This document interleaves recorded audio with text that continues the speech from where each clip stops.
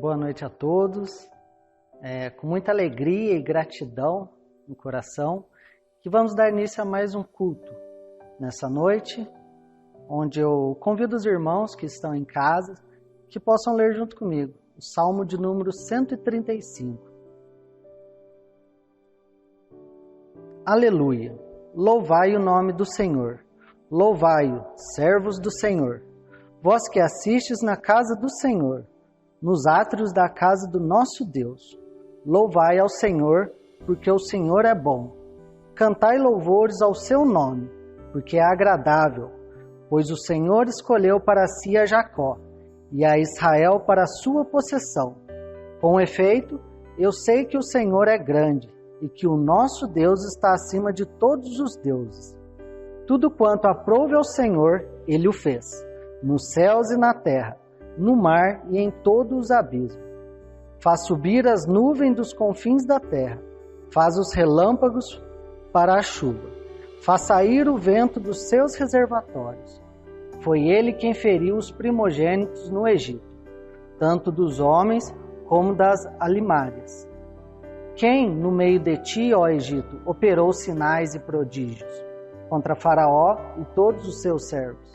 Quem feriu muitas nações e tirou a vida a poderosos reis, a Seom, rei dos amorreus, e a Og, rei de Bassã, e a todos os reinos de Canaã, cujas terras deu em herança a Israel, seu povo. O teu nome, Senhor, subsiste para sempre. A tua memória, Senhor, passará de geração em geração, pois o Senhor julga o seu povo e se compadece dos seus servos. Os ídolos das nações são prata e ouro, obra das mãos dos homens. Têm boca e não falam, têm olhos e não veem, têm ouvidos e não ouvem, pois não há alento de vida em sua boca. Como eles se tornam os que os fazem, e todos os que neles confiam. Casa de Israel, bendizei ao Senhor. Casa de Arão, bendizei ao Senhor. Casa de Levi, bendizei ao Senhor. Vós que temeis ao Senhor, bendizei ao Senhor. Desde Sião, bendito seja o Senhor que habita em Jerusalém. Aleluia. O Salmo 135, como podemos ver, é um salmo onde o salmista nos convida a louvarmos a Deus. Porque na carta de João está escrito que Deus busca para si verdadeiros adoradores. E que essa noite a gente possa louvar ao nosso Deus com todo o amor, com todo o nosso ímpeto. Esse salmo também, ele nos mostra a soberania de Deus, onde Deus escolhe para si um povo, onde Deus escolheu para si a Jacó, onde Deus escolheu para si o povo de Israel. E nós também, um dia fomos escolhidos por Deus. Um dia Deus nos escolheu para estarmos, mesmo que distante, juntos, podendo louvar ao nome do nosso Deus e agradecer ao seu santo nome. E lembrar que não existe nenhum outro Deus na face da terra, somente o nosso Deus poderoso, que merece todo o amor, que merece toda a gratidão, porque é um Deus que tem cuidado de nós, que nunca tem faltado nada. E eu queria chamar a atenção com o versículo 20, onde diz: Vós que temei ao Senhor, bendizei ao Senhor. O livro de Provérbios nos lembra que o temor a Deus é o princípio de toda sabedoria e que nós possamos ser sábios, que possamos temer ao nosso Deus, que o nosso Deus possa ser engrandecido, que o nosso Deus possa ser exaltado. Então eu convido a você neste momento para que juntos possamos orar ao nosso Deus, pedindo perdão pelos nossos pecados e que essa noite o nome do nosso Deus possa ser engrandecido no nosso meio. Vamos orar. Amado Deus e Pai, nós te louvamos, ó Deus. Te agradecemos por tudo quanto tem feito por nós, ó Deus. Obrigado, ó Pai, por cada vida presente nos nossos lares, Senhor, por cada lar representado, ó Deus. Te agradecemos por tudo, ó Deus, porque sabemos que tudo vem de Ti, ó Deus. Querido Deus, que o Senhor possa ser conosco, ó Pai. Que o Senhor possa nos abençoar, ó Deus, e perdoe, ó Pai. Perdoe as nossas falhas, perdoe os nossos pecados, Senhor. Perdoe por tudo aquilo que temos feito que desagrada a Ti, ó Deus. Que essa noite, Senhor, o Teu nome possa ser exaltado, Senhor. Que o Seu nome, ó Pai, possa ser grande, ó Pai, diante de todas as coisas, amado Deus. Querido Deus, que o Senhor possa receber a honra para si, ó Deus. E nos molde, ó Deus, conforme a imagem do Teu Filho Jesus, ó Deus. Nós te agradecemos e te louvamos em nome de Jesus. Amém. Quero convidar você neste momento para que juntos possamos cantar o hino 63, As Muitas Bênçãos.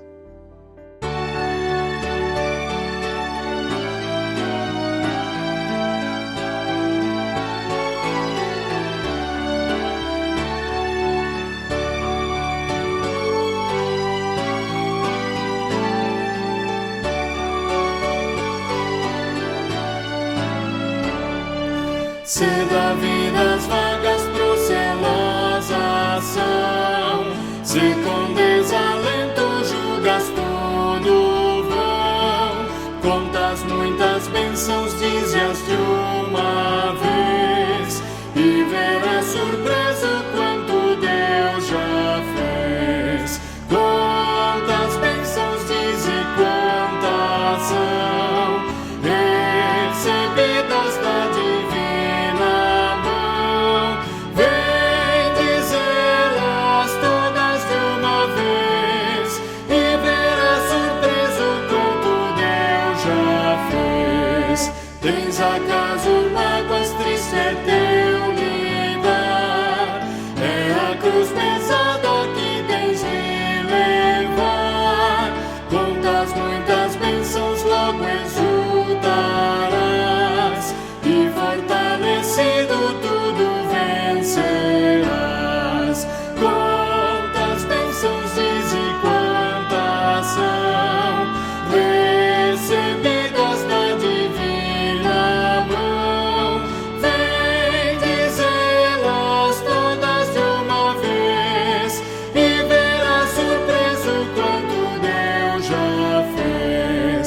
Quando vires outros com seu ouro e bens, lembra que tesouros prometidos tens. Nunca os bens da terra poderão comprar a mansão celeste que vais habitar. Quantas bênçãos, dize quantas são, recebidas da divina mão. Vem dizê-las todas de uma vez, e verás surpreso quanto Deus já fez.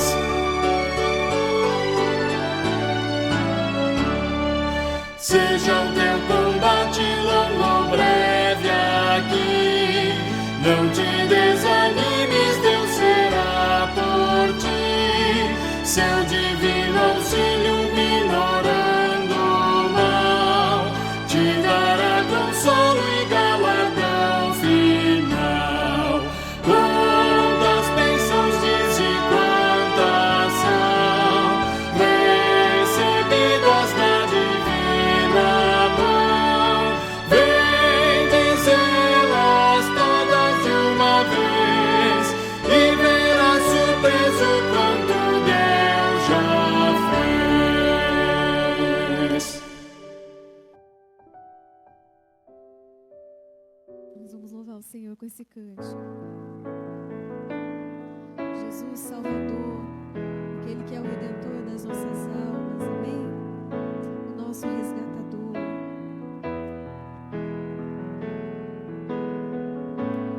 Meu Jesus Salvador, outro igual não há. Todos os dias quero louvar as maravilhas de teu amor. Ele é o consolo das nossas vidas, consolo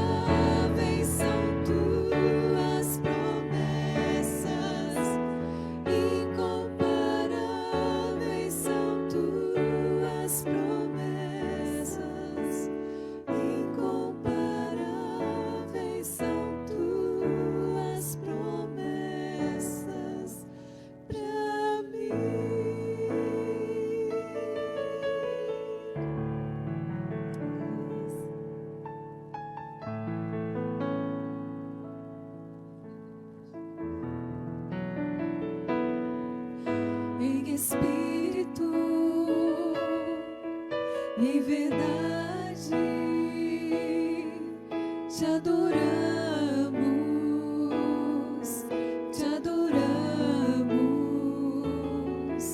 em espírito e em verdade te adoramos, te adoramos. Rei dos Reis e Senhor, te entregamos nosso viver. Rei dos Reis e Senhor, te entregamos nosso viver pra te adorar, ó Rei dos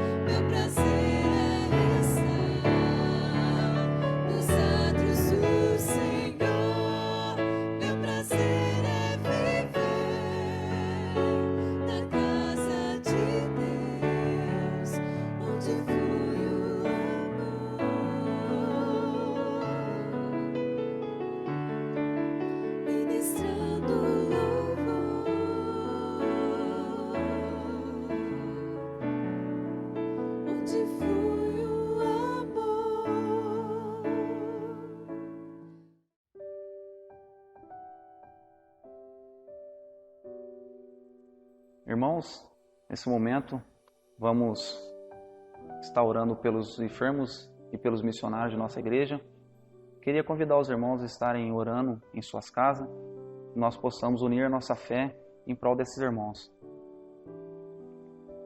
Senhor Deus, Pai Todo-Poderoso, diante de Ti, Deus, quero Te pedir, Pai, pelas pessoas que estão no campo missionário, que estão se dedicando, Pai, doando a sua vida, Pai, pelo Teu amor, Deus, pelo Teu Evangelho.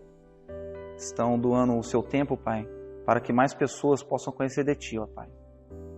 O Senhor possa estar suprindo as necessidades dessas pessoas, seja ela financeira, seja ela espiritual, Deus. O Senhor esteja cuidando de cada um, Pai. Também, Pai, da mesma forma, Te peço pelas pessoas que se encontram enfermas, ó Deus. Pessoas que se encontram em cama de hospital, em UTI, Pai, que foram afetadas pela Covid-19. O Senhor possa estar abençoando essas pessoas, confortando suas famílias, ó Pai. Que o Teu Espírito Santo, Pai, possa visitar cada coração, Pai, cada casa, cada família, Pai, levando a paz, Pai, que excede a todo entendimento, Pai, a essas famílias, ó Deus. É isso que eu Te peço, Pai, em nome de Jesus. Amém.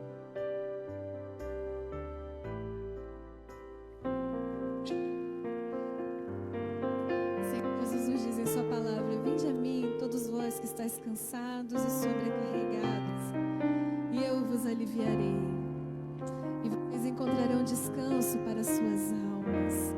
E nessa noite você encontre descanso para sua alma. Seja qual for o fardo que você esteja carregando, deixe diante da cruz do Senhor. Coloque diante de Jesus e encontre descanso no Senhor Jesus, pois Ele é manso e Ele é humilde de coração. Vinde a mim, todos vós que estáis cansados, e eu vos aliviarei. Tudo novo eu farei. Vinde a mim, todos vós que tendes sede, e eu vos saciarei. Águas vivas vos darei. Descanso achareis pras vossas almas, e todas as feridas sararei. Um novo nome, nova vida vos darei, e vos mostrarei o meu amor. Vinde bebei das águas que vêm do meu trono de amor, do meu trono de amor. Vinde vivei da alegria que vem do meu trono de amor, do meu trono de amor.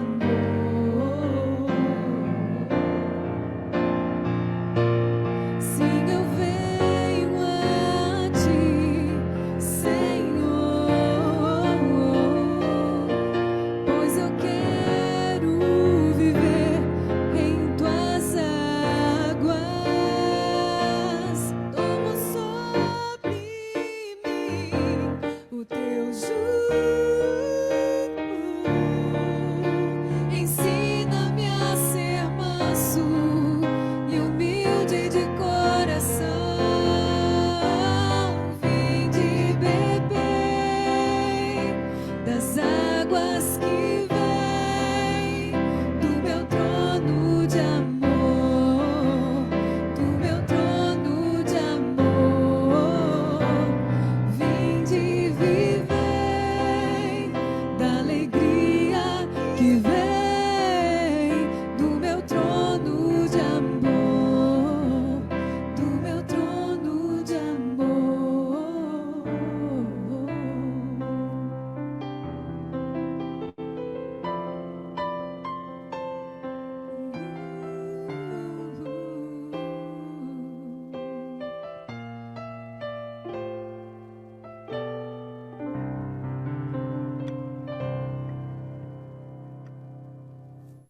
Convido os irmãos a abrirem suas Bíblias na carta de Paulo aos Filipenses, no capítulo 1.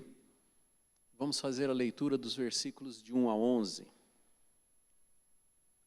Paulo e Timóteo, servos de Cristo Jesus, a todos os santos, inclusive bispos e diáconos, que vivem em Filipos, graça e paz a vós outros, da parte de Deus, nosso Pai, e do Senhor Jesus Cristo. Dou graças ao meu Deus por tudo que recordo de vós, fazendo sempre com alegria súplicas por todos vós em todas as minhas orações, pela vossa cooperação no Evangelho, desde o primeiro dia até agora. Estou plenamente certo de que aquele que começou boa obra em vós há de completá-la até ao dia de Cristo Jesus. Aliás, é justo que eu assim pense de todos vós, porque vos trago no coração, seja nas minhas algemas, seja na defesa e confirmação do Evangelho, pois todos sois participantes da graça comigo. Pois minha testemunha é Deus da saudade que tenho de todos vós, na terna misericórdia de Cristo Jesus. E também faço esta oração, que o vosso amor aumente mais e mais em pleno conhecimento e toda percepção, para aprovardes as coisas excelentes e serdes sinceros e inculpáveis para o dia de Cristo, cheios do fruto de justiça, o qual é mediante Jesus Cristo, para a glória e louvor de Deus. Paulo escreve essa carta aos Filipenses, e é uma carta relativamente alegre, bastante alegre. Paulo inicia saudando a todos os santos que se encontravam reunidos, que congregavam na igreja de Filipos. E ele destaca, inclusive, bispos e diáconos. E a eles ele saúda com a graça e a paz da parte do Pai e da parte do Filho.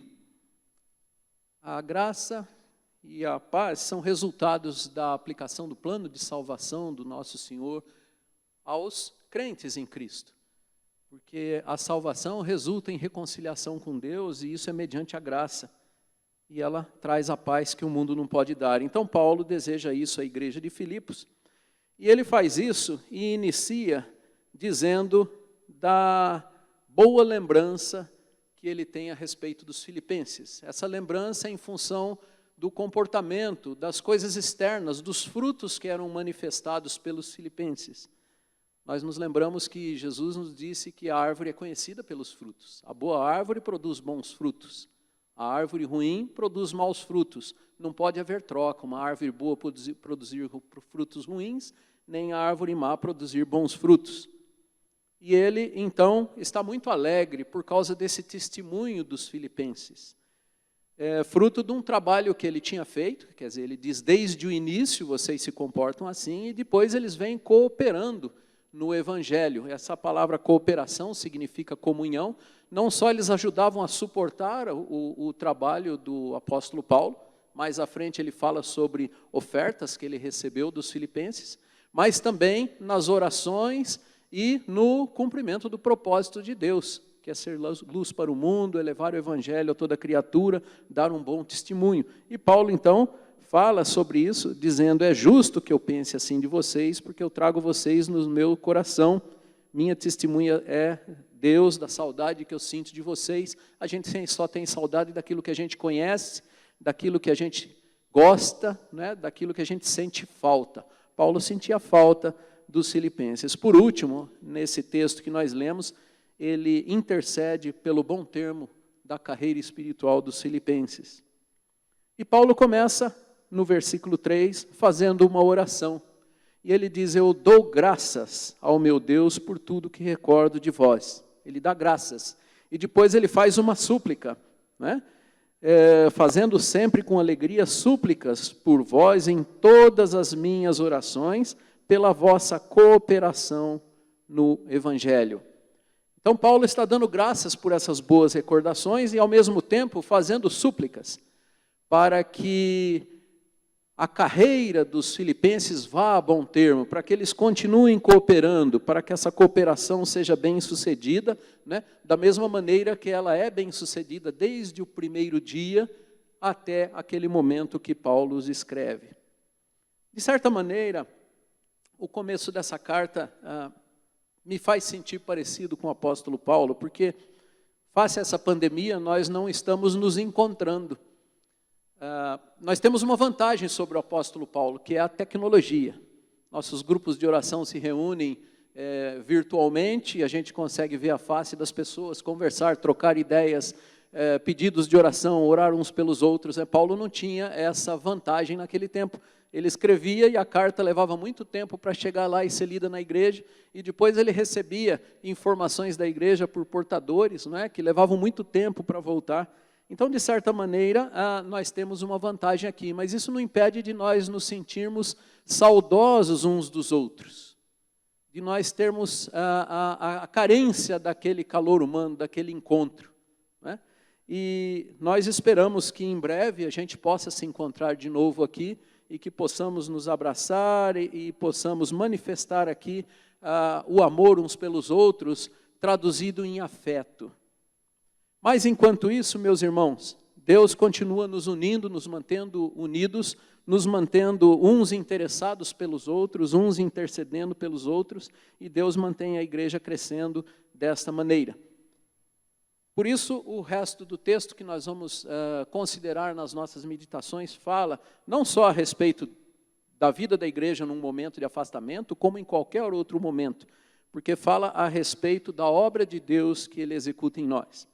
E no versículo 6, logo depois dessa manifestação de Paulo, da alegria, das lembranças que ele tem dos filipenses e das orações que ele faz intercedendo pela cooperação deles no Evangelho, ele diz assim: eu estou plenamente certo de que aquele que começou boa obra em vós há de completá-la até ao dia de Cristo Jesus.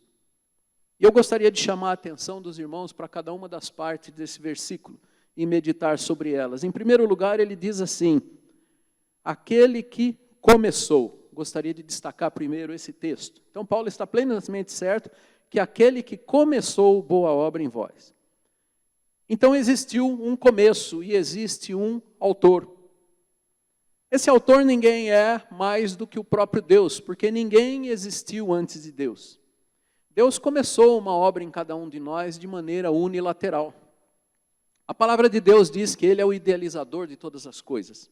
Ele criou todas as coisas, mas Ele tem em mente o seu reino. Um reino que vai de pessoas que estarão com Ele eternamente.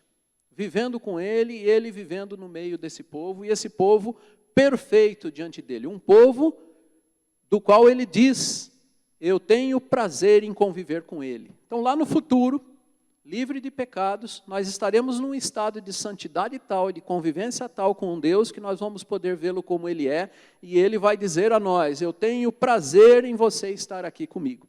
Hoje nós temos pecado e vivemos debaixo da misericórdia de Deus e da graça, que é um favor imerecido. Mas lá nos céus, estaremos lá justificados e livres de qualquer pecado. Então o grande plano de Deus é esse reino que um dia estará com Ele lá na Nova Jerusalém. E Ele é o idealizador desse projeto, desse plano. E Ele também é o realizador. É Ele quem executa esse plano e vem executando desde a fundação do mundo. Com relação a essa obra, a Bíblia nos revela a respeito disso o lado humano dela. Nós sabemos que Deus tem feito outras coisas no universo, existe os céus com os anjos, e a Bíblia fala muito pouco para nós a respeito disso. Ela é voltada para os homens e para a questão do relacionamento dos homens com Deus. Então a Bíblia vai falar sobre o reino de Deus com esse homem. E ela começa nos ensinando que esse reino foi montado, foi planejado desde antes da fundação do mundo. E antes da fundação do mundo foi escrito o livro da vida, onde estão os nomes dos homens que farão parte desse reino. E antes da fundação do mundo, Jesus já estava lá participando de todo esse processo. Ele é o início de todas as coisas. e já a missão de resgate do homem pecador já estava estabelecida lá, antes da criação do mundo. Nós olhamos em Colossenses, no capítulo 1, nos versículos de 13 a 17, e eu vou destacar algumas partes só desse texto, onde está escrito que Ele nos libertou do império das trevas e nos transportou para o reino do Filho do seu amor, no qual temos a redenção, a remissão dos pecados. Este, é Jesus, é a imagem do Deus invisível, o primogênito de toda a criação, pois nele foram criadas todas as coisas, nos céus e sobre a terra. Tudo foi criado por meio dele e para ele. Ele é antes de todas as coisas. Nele tudo subsiste. Jesus realmente diz lá no Apocalipse, eu sou o alfa e o ômega, o princípio e o fim. Então, de fato, todas as coisas foram criadas por ele e para ele. Então, ele estava lá no início, já com esse plano todo idealizado. Existe aqui um grande mistério que a Bíblia não nos revela, que é a razão da existência do pecado, a existência do império das trevas. A Bíblia diz que Deus criou todas as coisas e quando elas foram criadas, elas eram todas muito boas. E Deus descansou da criação no seu 7º dia e santificou, porque tudo era muito bom. Santificou o 7º dia da semana da criação. E, no entanto, houve o pecado. E quando há o pecado, ocorre a rebelião da criatura inteligente contra o seu Deus Criador. A Bíblia diz que isso não é de responsabilidade de Deus, mas sim da sua criatura. E ela é passível de punição, de morte eterna por causa disso. E Deus não é o responsável por isso. E Deus a condena por isso. Não é? Mas o porquê que Deus permitiu essas coisas, Ele não diz. O porquê que as coisas tinham que ser desse jeito, Ele não diz. Esse é um mistério que a Bíblia não nos revela. Teólogos, às vezes, fazem suposições, fazem deduções, mas não existe um texto da Bíblia que diz assim, Deus permitiu o mal por este motivo, por esta razão. Pelo contrário, Deus repudia o mal e o pecado. Mas esse é um mistério. Agora, o que a Bíblia traz para nós de mensagem e qual é o foco de toda a sua mensagem? É o plano de redenção, que é o que está escrito no versículo 13 de Colossenses. Ele nos libertou do império das trevas e nos transportou para o reino do Filho do seu amor. Então, a Bíblia toda vai trabalhar em cima deste texto super condensado que está nesse versículo, que é como nós somos chamados, como nós nascemos de novo e como nós chegamos na situação de redenção quando assumirmos posição no reino do Filho do seu amor. Então, Paulo, quando fala, eu estou plenamente certo que aquele que começou boa obra em vós há de completá-la, ele menciona que houve um começo. Então, existe uma obra, existe um autor e existe um começo. E aquele que começou a obra em vós há de completá-la.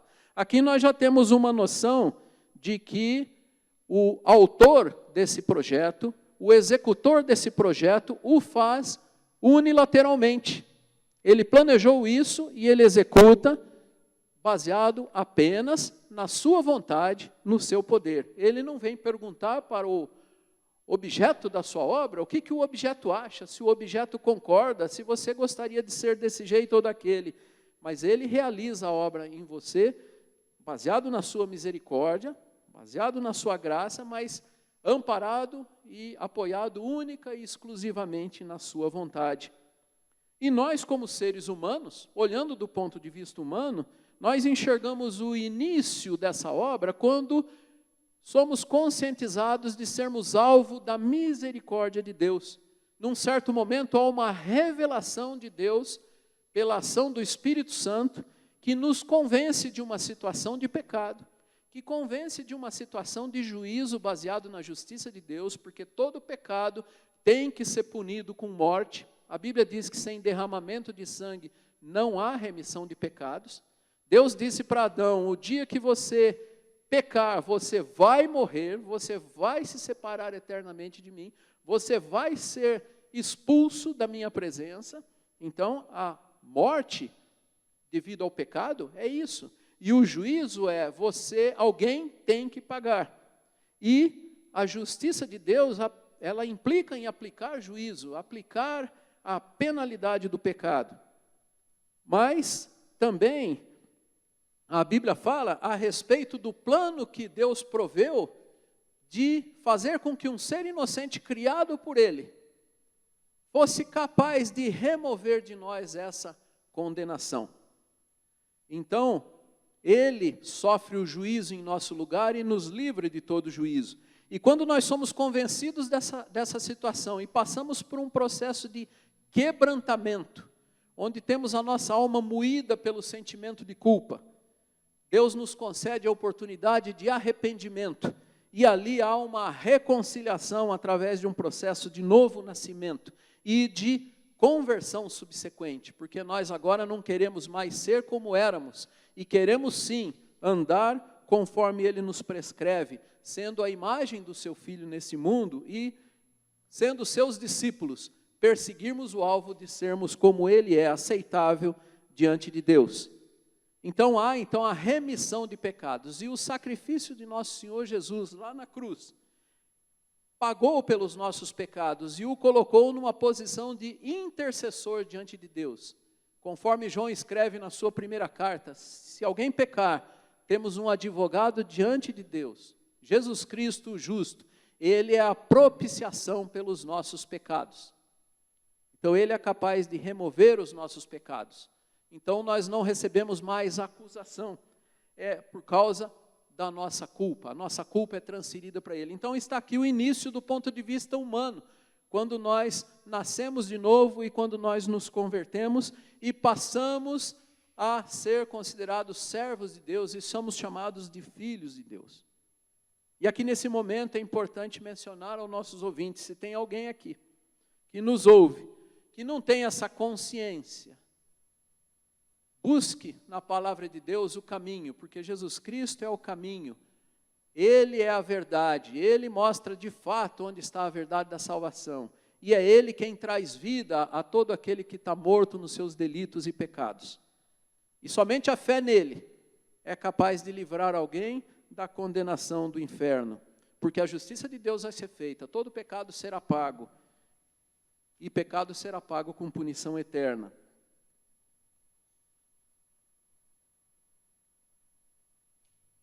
Mas o texto de Paulo no versículo 6 continua. Ele diz que todo aquele está plenamente certo, ele está plenamente certo que aquele que começou boa obra em vós há de completá-la.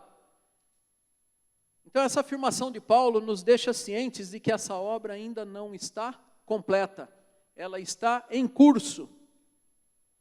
E uma coisa interessante que a Bíblia nos mostra é que essa nova criação de Deus em cima de nós, ela é uma criação nova em cima da velha criação. Nós encontramos um exemplo disso numa ilustração quando Deus pede para Jeremias ir à casa do oleiro. Jeremias vai lá na oficina do oleiro e o oleiro está fazendo um vaso e a Bíblia diz que o vaso se desfez na mão do oleiro. Aí o oleiro embolou o vaso de novo e com o mesmo barro que ele tinha ali, ele continuou trabalhando, começou de novo a obra dele ali e fez um vaso da maneira que ele queria. E Deus diz assim para Jeremias, eu não posso fazer a mesma coisa com o povo de Israel? Então ali está um exemplo de que Deus não jogou a sua obra fora e começou uma obra diferente do zero, mas Ele trabalha em cima da velha criatura. E aprove a Deus trabalhar esse vaso novo que nós somos, que é o vaso do projeto original, mesmo tendo se desfeito o barro em suas mãos. E é interessante olhar o sujeito dessa frase, o barro se desfez. Não foi Deus que errou na sua obra e cometeu o erro e aí o barro se desfez por falta de habilidade do oleiro, mas sim o barro se desfez. Mas o oleiro persistente, o oleiro que quer atingir o seu objetivo na sua obra, ele insiste, ele é perseverante e ele trabalha de novo o barro e ele faz o vaso que ele quer fazer. Então é assim que essa obra está em curso nas nossas vidas. Nós vivemos um processo de aperfeiçoamento com transformação. E também a Bíblia nos mostra que esse trabalho é feito por Deus nas nossas vidas de dentro para fora. De dentro para fora. Jesus disse que se nós amássemos ao Pai, todo aquele que ama ao Pai e o ama, Ele e o Pai viriam e fariam nele morada. Paulo também adverte, olha, vocês são templo do Espírito Santo, lá numa de suas cartas. O que acontece é que no momento em que nós atendemos a mensagem do Evangelho e nós nos arrependemos do nosso pecado, nós somos convencidos a respeito da nossa situação de pecado e de reprovação diante de Deus, e nós passamos a repudiar o pecado e o seu efeito no nosso caráter e no nosso modo de ser. Deus, na realidade, faz uma faxina no nosso interior, é chamado de um processo de santificação. E Ele vem e faz morada em nós e Ele começa a trabalhar essa obra. Ele vai trabalhando essa obra. E à medida que Ele vai trabalhando, Ele vai aperfeiçoando. E por fim, no dia da redenção, a última coisa que vai ser feita é recebermos os novos corpos no dia da ressurreição. Então ela vem de dentro para fora. Certa vez os líderes religiosos de Israel questionaram a Jesus a respeito da vinda do reino. E ele disse, de fato o reino virá e vai ser revelado a todo mundo, mas eu já digo para vocês, o reino já está presente, ele não vem em visível aparência, mas ele começa dentro de vós. Então ele começa de dentro para fora e ele começa a modificar o nosso ser de dentro para fora. No Velho Testamento nós vemos exemplos simbólicos desse procedimento, desde o início da obra de Deus e a continuidade dela. Lá no Velho Testamento, Deus instituiu a Arca da Aliança e ordenou que Moisés construísse essa arca. E essa arca representa as duas alianças feitas de Deus com o homem. A velha aliança, feita com o homem, com Adão, baseada na lei. Então, dentro da arca tinha o livro, as tábuas da lei. A tampa da arca é o propiciatório, 2 querubins, estátuas de 2 querubins estavam colocados em cima da tampa da arca, do propiciatório, olhando para dentro da arca. E no dia, uma vez por ano, era aspergido o sangue de um cordeiro que era sacrificado, e ele era aspergido sobre o propiciatório.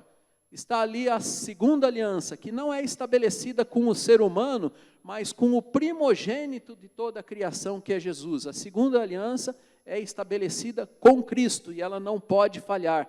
A primeira aliança falhou por conta do homem, de sua vontade própria de querer romper com a aliança com Deus.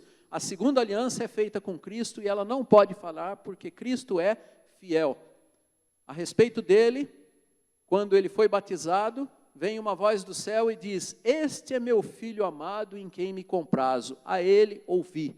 Então nele Deus tem prazer. E ele veio para fazer discípulos e compor um reino de pessoas de quem Deus vai dizer, eu tenho prazer em todos vocês e eu vou morar com todos vocês. A Arca da Aliança tinha que andar junto com o povo. A Arca da Aliança andava carregada por varas pelos levitas e andava junto com o povo. E ela era colocada dentro da tenda da congregação. E a tenda da congregação tinha todo um ritual para fazer o sacrifício para a remissão de pecados. Os sacerdotes se lavavam em bacias, se purificavam para depois sacrificar um cordeiro no altar e oferecer ali oferta pelo pecado. E esse cordeiro simbolizava a vinda do Cristo, o Cordeiro de Deus que tira o pecado do mundo. Quando essa tenda é transformada em templo, Davi reclama, olha, eu vivo em palácios, eu tenho governo num palácio, moro em outro palácio, a arca de Deus está dentro de uma tenda, eu quero fazer um templo. Templo é casa de Deus. E Deus diz para ele assim, escuta, a terra é pequena demais para me conter, ela é o estrado dos meus pés, você quer fazer casa para eu morar? Essa ideia de templo, casa de Deus, é coisa dos homens. Os homens colocavam seus objetos de culto dentro de templos e iam ali fazer oferendas. Então o que diz Deus a Davi? Não, você não pode fazer casa para mim. Davi passa essa mensagem para Salomão. Salomão finalmente constrói o templo e Salomão consagra o templo com uma oração.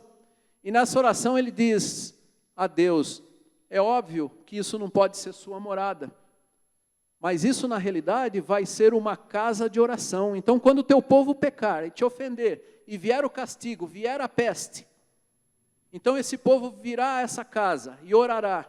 E o Senhor vai ouvir essa oração daqui, ser misericordioso, e vai sarar as feridas, e vai purificá-los dos seus pecados, e vai reconciliá-los com eles.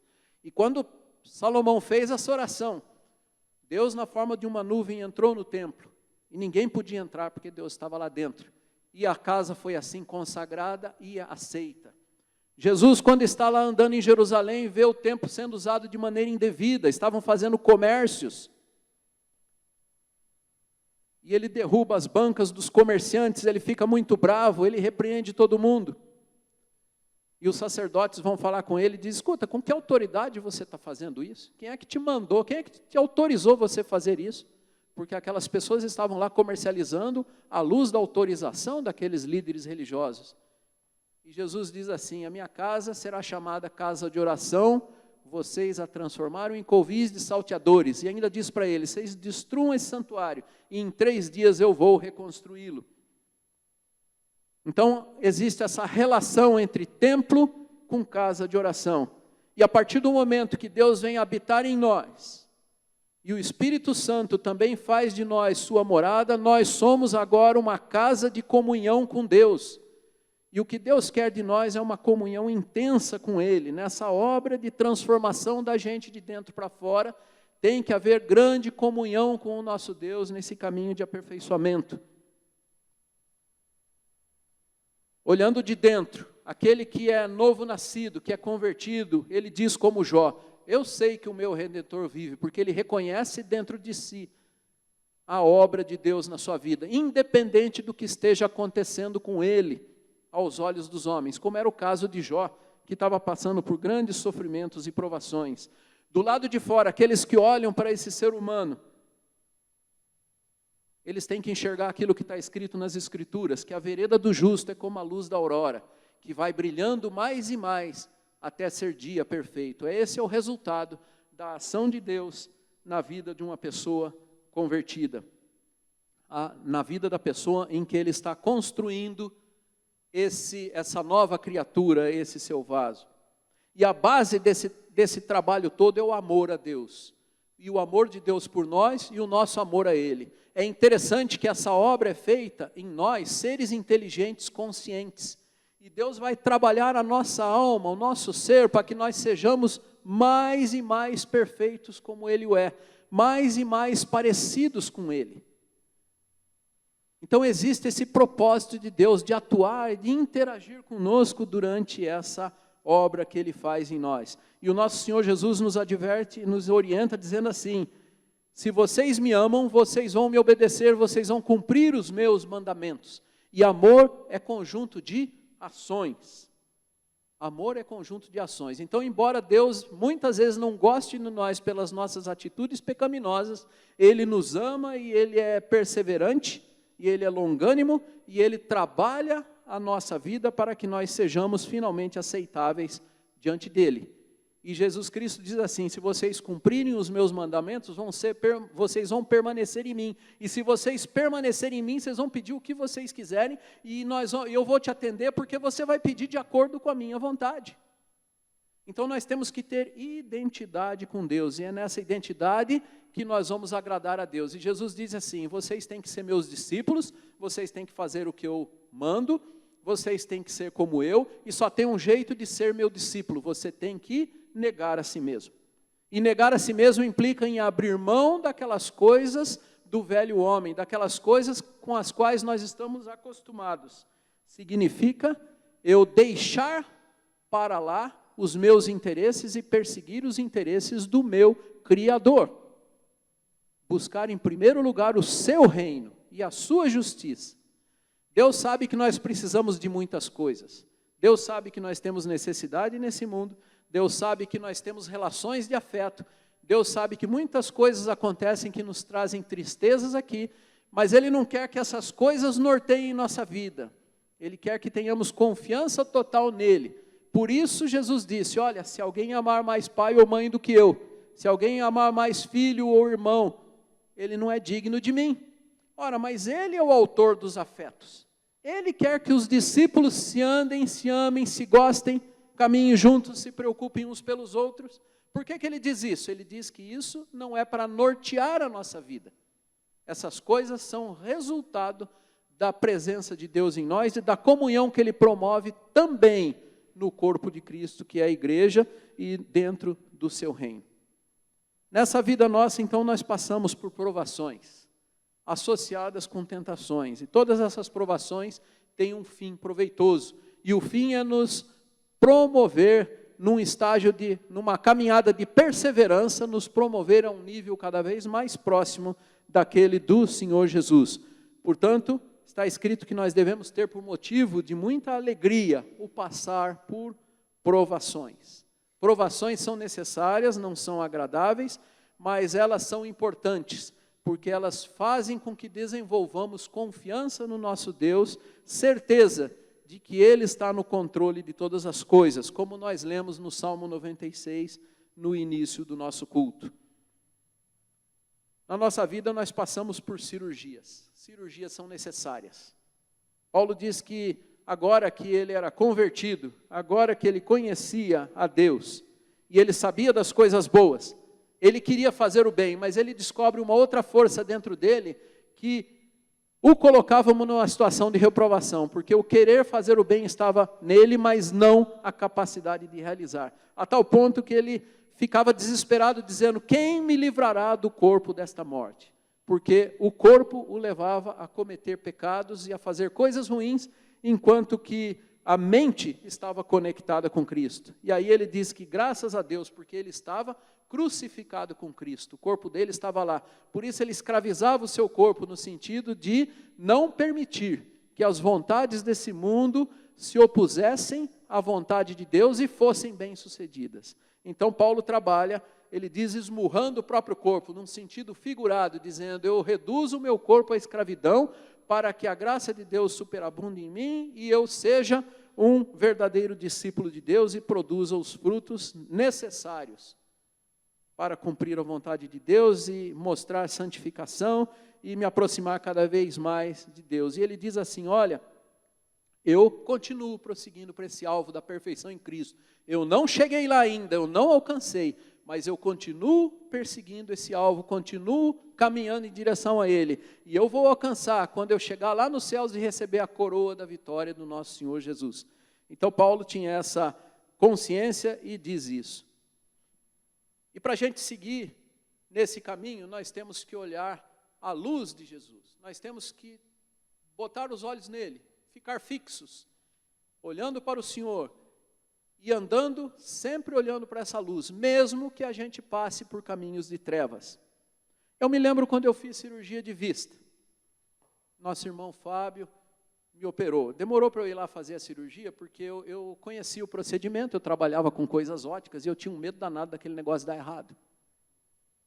Mas um dia eu sentei naquela cadeira, que parecia uma cadeira de dentista, e o Fábio me orientou assim, olha, você vai ver uma luz vermelhinha, você tem que ficar olhando para essa luz, não tira o olho da direção dessa luz. E eu fiquei lá, mas eu estava nervoso, e de vez em quando ele me alertava, olha para a luz, olha para a luz. E de repente tudo ficou escuro, porque ele abriu o meu olho, eu não via mais nada, ficou tudo escuro, mas depois voltou, e a minha vista ficou perfeita, e depois que eu me recuperei, eu estava que nem uma criança, olhando para tudo quanto é lado e lendo as coisas sem óculos, né? E todo mundo rindo de mim, da minha atitude, porque eu parecia mesmo uma criança. E eu penso nessa experiência, e vejo que na nossa vida nós vamos passar por cirurgias mesmo, e tem horas que vai sumir tudo, nós só vamos ver trevas, mas nós temos que olhar para a luz de Cristo. E como o salmista, lá no Salmo 23, ele diz, mesmo que eu passe pela sombra da morte, eu não vou temer mal nenhum, porque tu estás comigo. Tem uma vara e um cajado me conduzindo, e nessa condução eles me consolam. Quem precisa de consolo é quem está passando por aflição. Então, na nossa vida, nós vamos passar por aflições, mas nós temos que ter certeza de que os nossos caminhos são dirigidos por Deus. E muitas vezes essa aflição vai nos confrontar com nós mesmos, e nós vamos nos sentir como o apóstolo Paulo, meio que desesperados, porque nós não conseguimos fazer o bem que Deus quer que façamos. Mas aí nós temos que lembrar que Deus nos consola dizendo assim, o Espírito Santo é o Consolador, ele diz assim, olha, fica tranquilo e confiante, entrega o teu caminho ao Senhor, confia nele e o mais ele fará. E o que ele fará? Está no versículo seguinte, fará sobressair essa justiça tua como o sol ao meio-dia. Então é fazer a nossa luz brilhar mais e mais até ser dia perfeito. E aí Paulo no versículo 9 faz uma segunda oração. E ele diz, e também faço esta oração, que o vosso amor aumente mais e mais em pleno conhecimento e toda percepção, para aprovardes as coisas excelentes e serdes sinceros e inculpáveis para o dia de Cristo, cheios do fruto de justiça, o qual é mediante Jesus Cristo, para a glória e louvor de Deus. Paulo faz esta oração, para que aquele projeto de Deus que está sendo feito nos Filipenses, ele seja levado a bom termo, e que finalmente eles cheguem no dia de Cristo inculpáveis, sinceros, nessa jornada aprovando apenas as coisas excelentes. Finalmente, meus irmãos, lá naquele dia haverá a redenção do corpo, lá na ressurreição. A Bíblia diz lá em Judas 24, que nós seremos apresentados a Deus ressurretos por Jesus. E a Bíblia diz que Jesus vai nos apresentar a Deus no último dia, exultante com a sua obra. Se a gente olhar lá no Velho Testamento, em Isaías, quando fala do sacrifício do servo de Deus, está escrito que ele verá o fruto do seu penoso trabalho e ficará satisfeito. Então, meus irmãos, nós mortos nos nossos delitos e pecados, recebemos salvação, recebemos não punição pelos pecados, porque o Senhor Jesus fez um trabalho penoso de receber em si mesmo a nossa punição. E nós mortos primeiro, agora somos vivos diante dele. Somos vivos e seremos apresentados a Deus pelo próprio Senhor Jesus no dia da ressurreição. E a Bíblia diz que todos aqueles que morrem em Cristo, desde Adão até agora, as suas almas estão lá diante do trono de Deus, sem corpos. Então ainda há algo no plano de redenção a ser cumprido, eles estão lá diante de Deus consolados. Mas no dia de Cristo eles ressuscitarão aqui embaixo. E Paulo lá em Tessalonicenses diz, olha, nós não vamos anteceder os que estão dormindo. Eles vão ressuscitar primeiro e daí nós vamos receber novos corpos junto com ele e juntos seremos levados à presença de Deus por Jesus Cristo para ser apresentado lá no trono de Deus para começar de novo, um novo começo para nós da raça humana. Um novo começo que a Bíblia diz o seguinte a respeito disso, que nem olhos viram, nem ouvidos ouviram e nem jamais penetrou em coração humano o que Deus tem preparado para esse dia. Há algumas sinalizações. O Apocalipse mostra uma nova Jerusalém descendo da parte de Deus, ataviada como noiva, para que nessa nova Jerusalém convivamos com Ele. Deus está lá, não tem mais luzes produzidas por qualquer outro tipo de objeto ou criação, nem o sol, nem a lua, nem estrelas. Deus é a luz, Ele habita no meio do seu povo, como Ele sinalizou no tempo de Israel, quando Ele fazia a Arca da Aliança andar junto, e Ele andava no meio do povo. E portanto, meus irmãos, fica para nós uma exortação, que assim como Paulo, nós sejamos diligentes prosseguindo para o alvo, que nós prossigamos para o alvo amando a Deus. Amar é atitude, repudiando as coisas ruins, negando a si mesmo e perseguindo as coisas que são lá do alto, inclusive com a nossa mente. Paulo diz assim, pensai nas coisas lá do alto, não pensem nas coisas ruins, mas que ocupe o vosso pensamento as coisas lá do alto.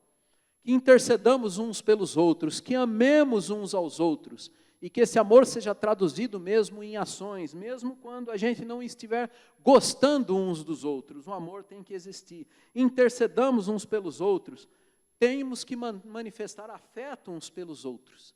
E, acima de tudo, temos que produzir frutos de justiça, como diz Paulo aqui, deixando a nossa luz brilhar mais e mais, até que no nosso procedimento, no nosso contato com esse mundo que está em trevas, nós sejamos vistos como um dia quase perfeito. Ele vai ser perfeito lá na glória com o nosso Senhor Jesus, quando formos apresentados diante de Deus, e que no nosso viver diário, honremos ao nosso Deus com nossas ações, com os nossos pensamentos.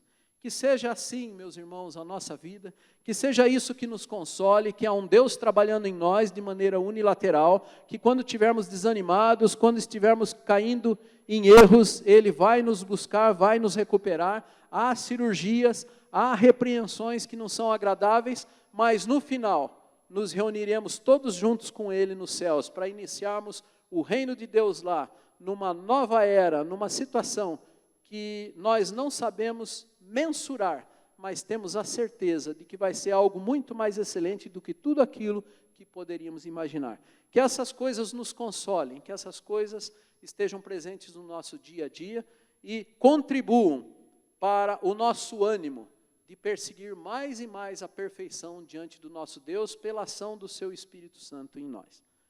Amém.